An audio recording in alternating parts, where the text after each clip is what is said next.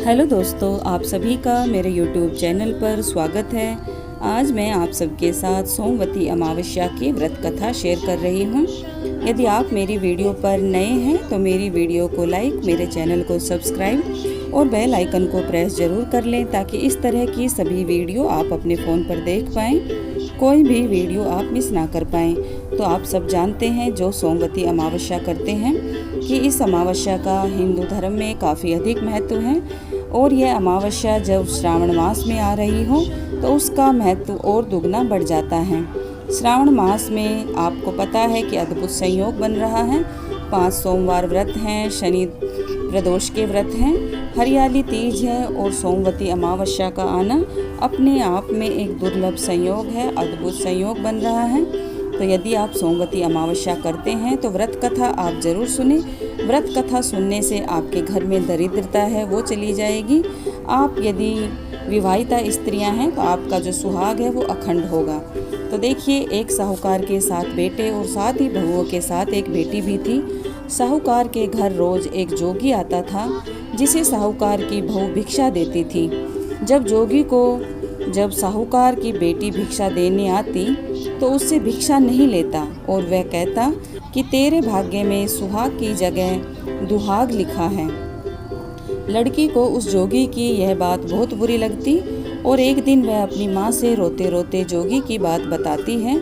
सारी बात सुनकर माँ कहती कि कल जब जोगी आएगा तब मैं सुनती हूँ कि वह कहता क्या है और क्यों कहता है। अगले दिन फिर जोगी आता है तो साहूकारनी छिप कर बैठ जाती है और लड़की को भिक्षा देने लगती है। जोगी उससे भिक्षा नहीं लेता और फिर वही बात दोहराता है कि तेरे भाग्य में सुहाग की बजाय दुहाग लिखा है।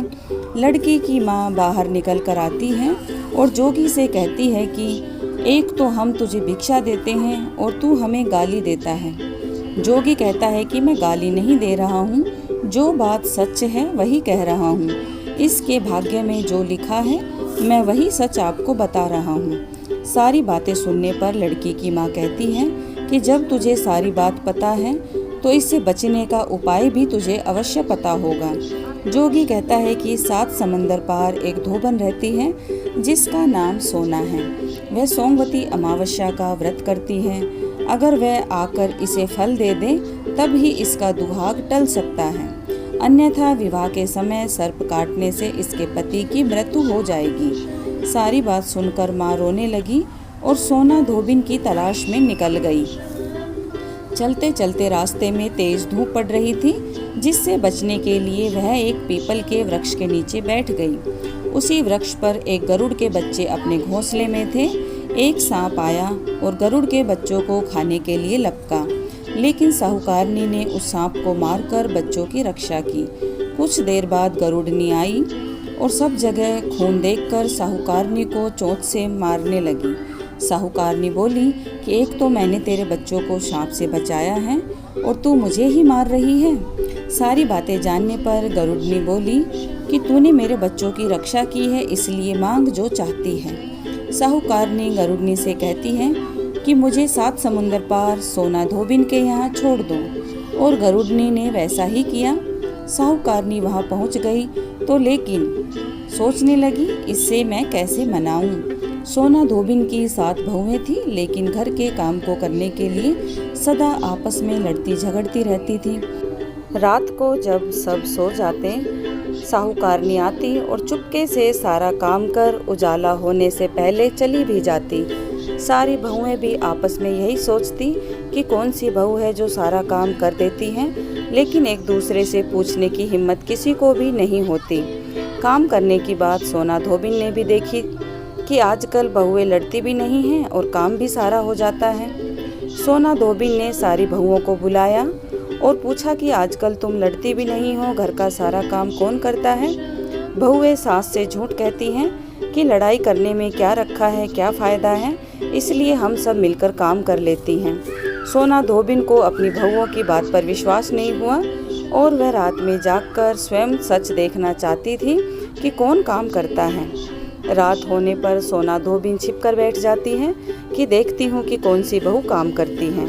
रात हुई तो वह देखती है कि एक औरत चुपके से घर में घुस रही है वह देखती है कि उसने घर का सारा काम कर दिया है और जाने की तैयारी में लगी हुई है।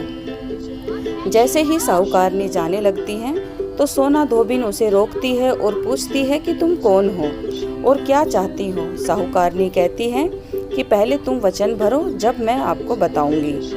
वह वचन भरती है। तब साहूकारनी कहती है कि मेरी बेटी के भाग्य में दुहाग लिखा है, लेकिन तुम सोमवती अमावस्या करती हो तो मेरे साथ चलकर उसे सुहाग दे दो।